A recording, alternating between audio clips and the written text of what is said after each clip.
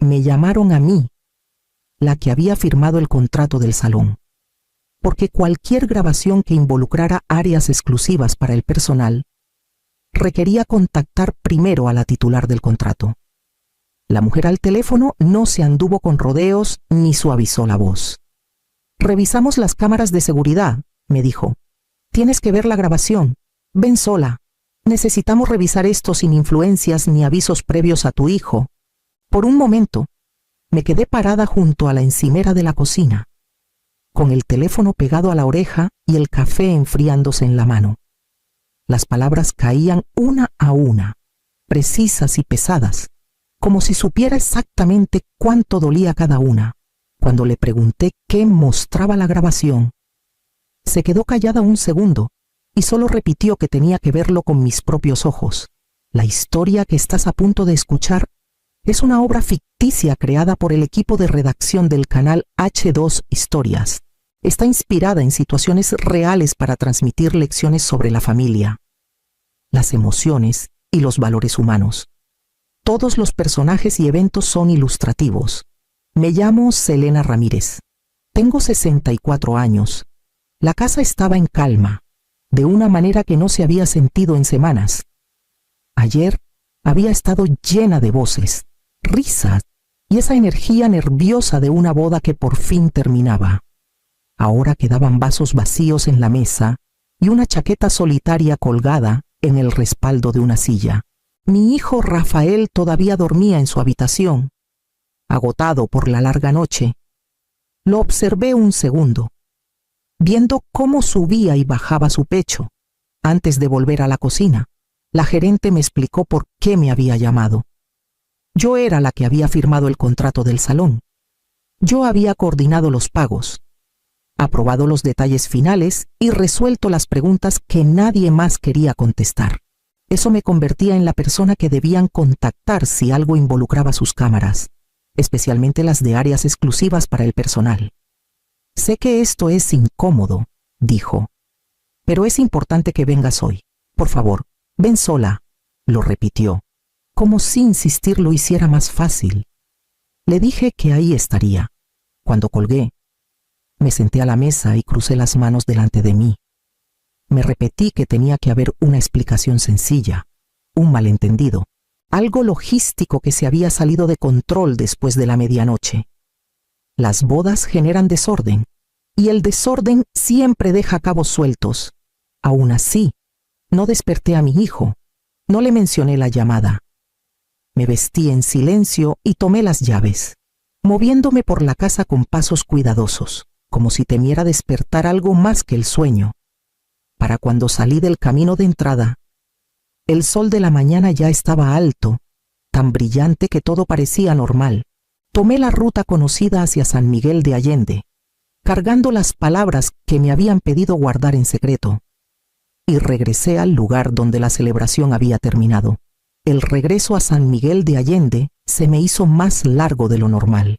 Mantuve las dos manos en el volante, el celular boca abajo en el asiento del pasajero, como si pudiera sonar de nuevo si lo miraba fijamente. Me repetía que el tono serio de la gerente era parte de su trabajo. Los salones viven de reglas. Las reglas ponen nerviosa a la gente. En un semáforo, el teléfono vibró de todos modos. «¿Sigues viniendo hoy, verdad?», preguntó la gerente al contestar. «Sí», dije. «Ya voy en camino». «Gracias», respondió. «Sé que esto es incómodo». «¿Es por daños?», pregunté. «¿O una queja de algún invitado?». «No», dijo, y la pausa después sonó deliberada. «Se trata de un incidente en un pasillo exclusivo para personal, donde ningún invitado debería haber estado. Eso fue todo lo que me dio antes de colgar». El edificio apareció antes de lo que esperaba. Lo había elegido porque era ordenado, porque funcionaba con horarios, permisos y límites claros. Durante la planeación, la gerente había sido firme pero amable.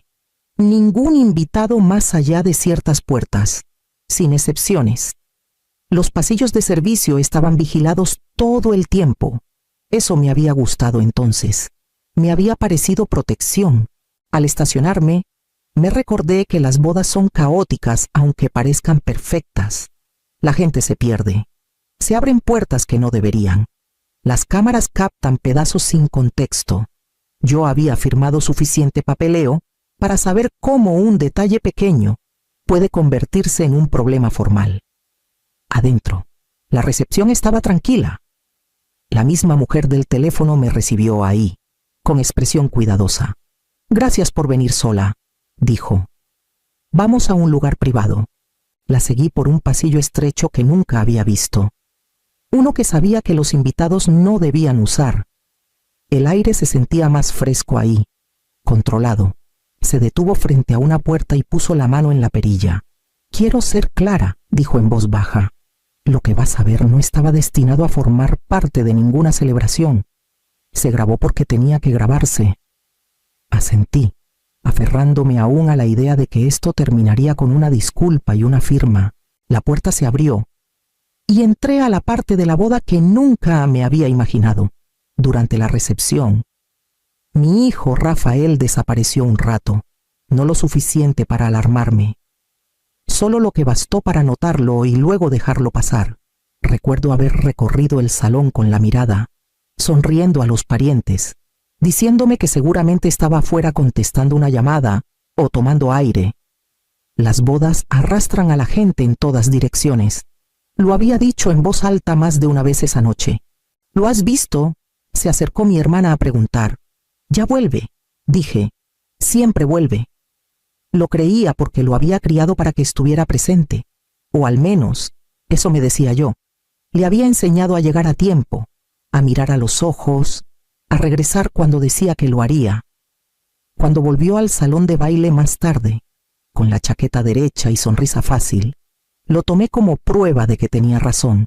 Hubo un momento, sin embargo, pequeño, pasó rozándome y capté un rastro de perfume que no pertenecía al salón.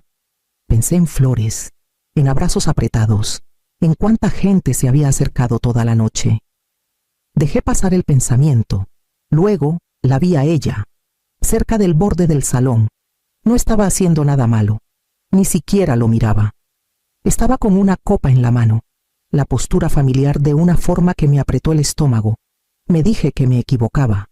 El tiempo cambia los rostros. La luz juega trucos. Le había advertido sobre una mujer con la que se había acercado mucho antes de la boda. Recuerdo haberle dicho, «No más ten cuidado», y querer decirlo de 1000 maneras. Me había prometido que lo tenía controlado. Esa noche, elegí confiar porque era más fácil que dudar. Elegí el orgullo en lugar de la vigilancia. Vi a mi hijo tomar la mano de su esposa y llevarla a la siguiente canción. Y guardé la inquietud anterior en el ruido de la fiesta, donde los pensamientos incómodos se pierden fácil. La gerente cerró la puerta y esperó a que me sentara antes de tomar la silla frente a mí. «Necesito ser clara», dijo. «Lo que encontramos viene de un pasillo exclusivo para personal». «¿Exclusivo cómo?», pregunté. «Los invitados no pueden entrar ahí, solo los proveedores mientras trabajan», explicó. «Esas cámaras graban video y audio». Se me tensó la mandíbula. «Entonces, ¿por qué me llamaron a mí?» «Porque eres la titular del contrato», respondió. «Firmaste por el salón. Aprobaste las reglas de acceso y aceptaste responsabilidad por lo que pase aquí. Nuestra póliza exige transparencia contigo». Asentí. Aunque las manos ya me empezaban a temblar, me pasó una carpeta. Revisamos las grabaciones después de cada evento. Esta vez algo saltó. Si lo ignoramos, nos exponemos. Si lo manejamos mal, tú también. ¿Y mi hijo?, pregunté. Su voz se mantuvo firme. Si hablas con él antes de ver esto, la historia puede cambiar. La negación llega rápido. Luego vienen las culpas. «Ya han lidiado con esto antes», dije. «Sí», respondió. «Y la verdad suele cuestionarse en lugar del comportamiento». Me recargué hacia atrás. «¿Me estás pidiendo que le oculte esto a mi propio hijo?» «Te estoy pidiendo que veas la evidencia primero», dijo. «Lo que hagas después es decisión tuya». Giró el monitor hacia mí, con la mano en el ratón. Esto no se grabó por accidente. Se rompieron las reglas. Hizo una pausa y luego dio clic en reproducir. La pantalla mostró un pasillo angosto, de esos para carritos y personal, no para invitados de traje. La marca de tiempo estaba en la esquina, fría e indiferente, señalando la noche de la boda. Reconocí a mi hijo antes de ubicar dónde estaba. Su forma de pararse lo delató primero. Así se ponía cuando creía que nadie lo veía. Entró en cuadro, con el saco del smoking desabotonado y la corbata floja. Una mujer lo siguió un segundo después. La conocía.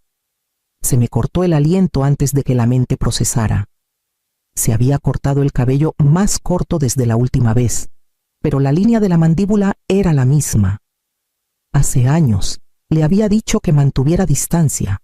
Él sonrió entonces, con la misma sonrisa fácil de ahora. La gerente se quedó callada detrás de mí. Mi hijo Rafael se recargó en la pared y soltó una risa baja. Te dije que no tardaría mucho, dijo. La mujer negó con la cabeza. Acabas de casarte, le recordó. Por eso mismo tiene que ser rápido sin testigos, sin interrupciones. Y, respondió él, por eso mismo tiene que ser rápido. Alargó la mano y alisó la parte delantera de su smoking, con dedos precisos, practicados. Revisó el puño y luego enderezó el cuello como preparándose para una foto. No puedo ausentarme mucho tiempo, dijo. Mi mamá ha estado pendiente toda la noche.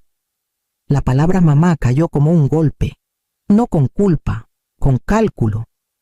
Ella se preocupa, dijo la mujer. Siempre lo hace, respondió él. Por eso me aseguro de que vea lo que yo quiero que vea. Sentí que las manos se me cerraban en puños en el regazo. El cuarto se redujo al tamaño de esa pantalla. La mujer miró hacia el pasillo. Seguro que nadie va a pasar. Él sonrió. Estas puertas son solo para personal. Con o sin cámaras. Nadie revisa si no hay problema. No lo habrá, dijo ella. Nunca lo hay, respondió él. Volvió a ajustar el saco. El mismo que yo le había ayudado a abotonar horas antes. Regreso antes de que nadie note, dijo. Antes de que mi mamá venga a buscarme. La gerente respiró hondo.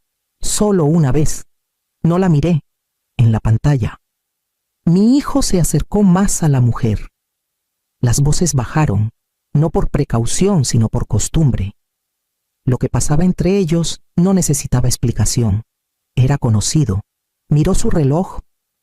Bueno, dijo, tengo que volver. Sonrisas puestas, fotos pronto, felicidades, dijo ella, con tono imposible de leer. Gracias, respondió él, ya dándose la vuelta. El pasillo quedó vacío. La cámara siguió grabando, fiel y silenciosa. La gerente alcanzó el ratón, pero alcé la mano. Déjalo correr, dije. Necesitaba ver qué tan fácil regresaba a la noche que yo creía entender. El audio siguió después del silencio que me había preparado. Esperaba disculpas torpes o el desastre de algo impulsivo. Lo que vino fue calma. Esta es la última vez, dijo mi hijo, con voz baja y firme. Después de esta noche, todo cambia. La mujer no discutió. Ya lo has dicho antes, no como ahora, respondió. Después de la boda, no hay espacio para complicaciones. Complicaciones. La palabra quedó flotando mientras planeaban cada paso con precisión. Entonces esto es todo, dijo ella. Una última vez antes de que juegues al marido. Ese es el plan, contestó. No soy imprudente, solo sé manejar los tiempos. Sentí algo cambiar en el pecho, no de golpe sino decidido. Esto no era deseo ganándole al juicio, era el juicio en completo control. La gerente habló bajito detrás de mí. Normalmente paramos la grabación cuando el pasillo queda vacío. No, dije. Mi voz me sorprendió por lo serena que sonó.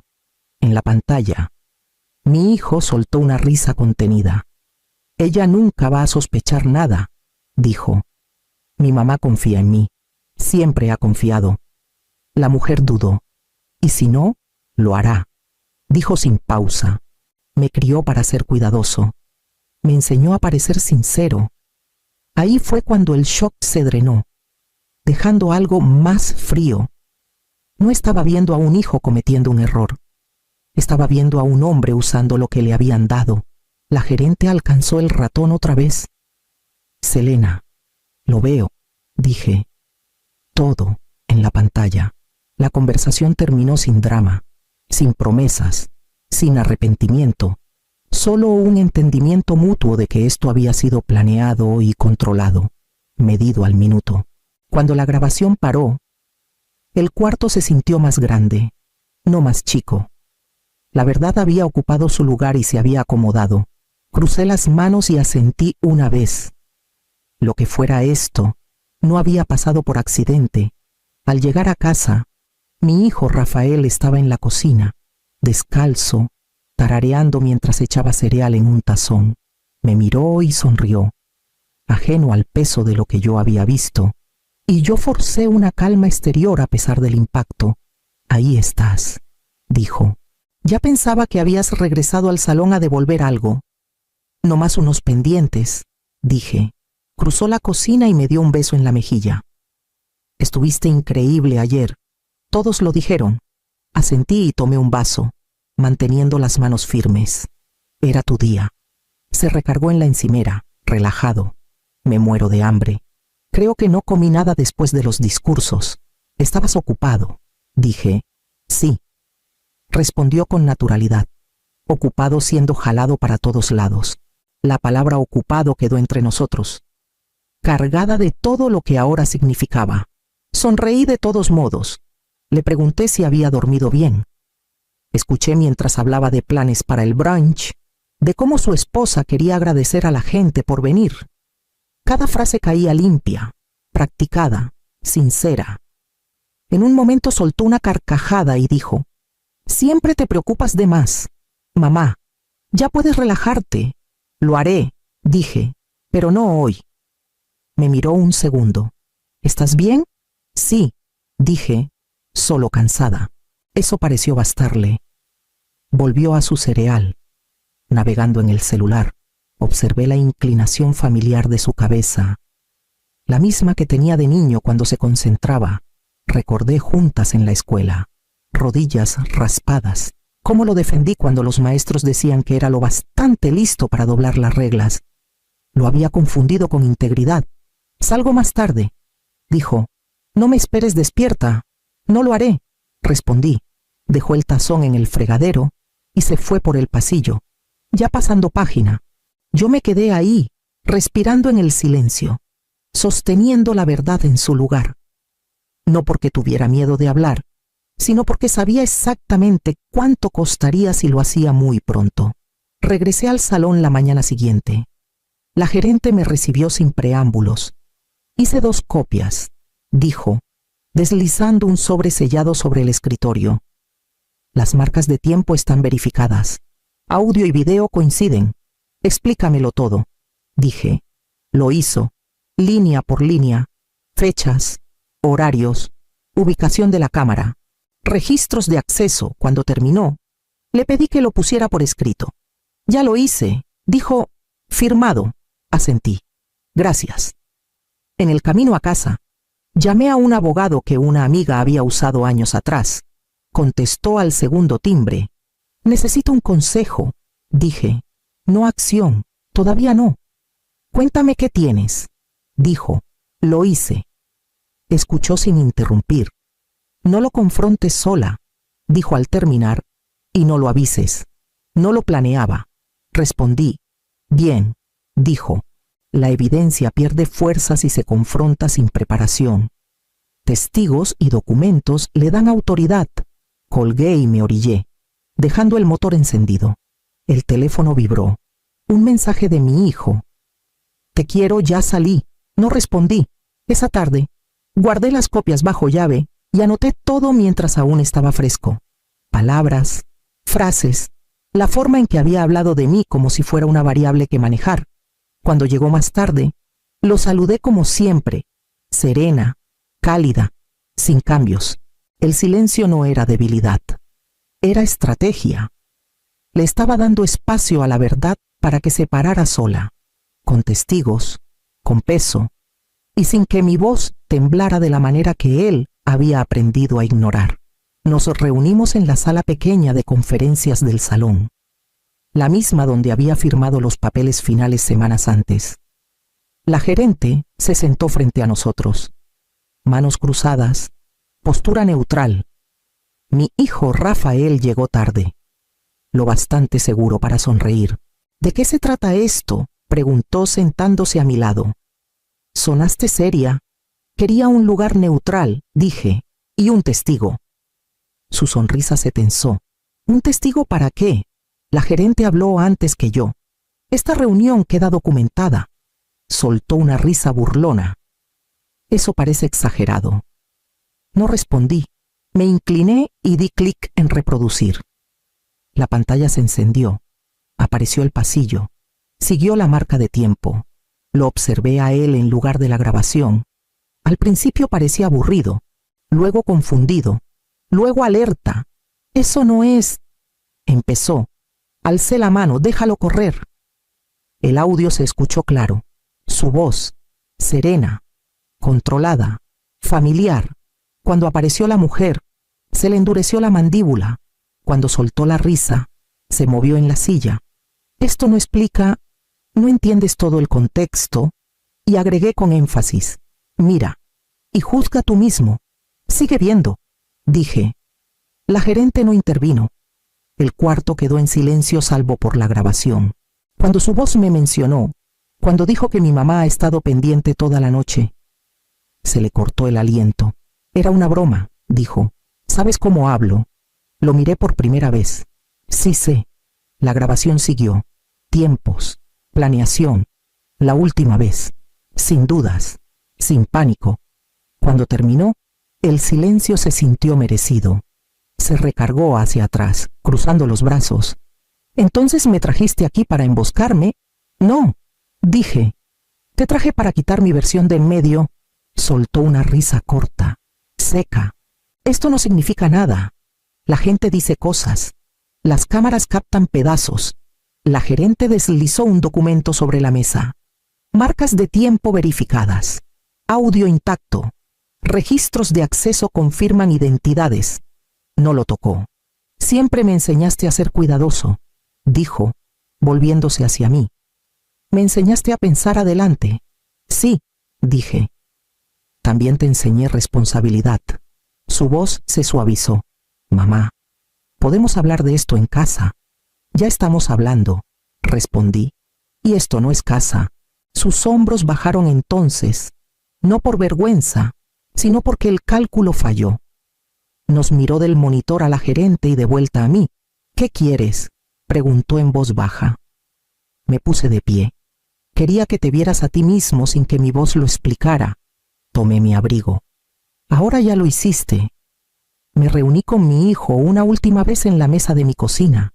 Sin gerente, sin pantalla, solo la verdad que ya había hablado por sí sola. Voy a congelar la cuenta que abrí para ti, dije, la de emergencias, y ya no firmaré nada más por ti. Me miró fijo. ¿Me estás cortando? Estoy poniendo límites, respondí. Hay diferencia. Eres mi madre, dijo, más bajo ahora, y por eso no voy a mentir por ti, dije. No voy a justificar esto. No voy a proteger conductas que lastiman a otros. Bajó la mirada a sus manos. Por primera vez. No tenía nada preparado. Aún te quiero. Seguí. Pero el amor no borra consecuencias. Nunca lo ha hecho. Asintió una vez, rígido, y se levantó. Supongo que calculé mal hasta dónde llegaba ese amor. Lo miré a los ojos. Calculaste mal para qué servía. Después de que se fue, me quedé sola y dejé que la casa se acomodara. Ser madre me había enseñado muchas cosas, pero esta era la más dura. Criar bien a alguien no significa disculparlo para siempre.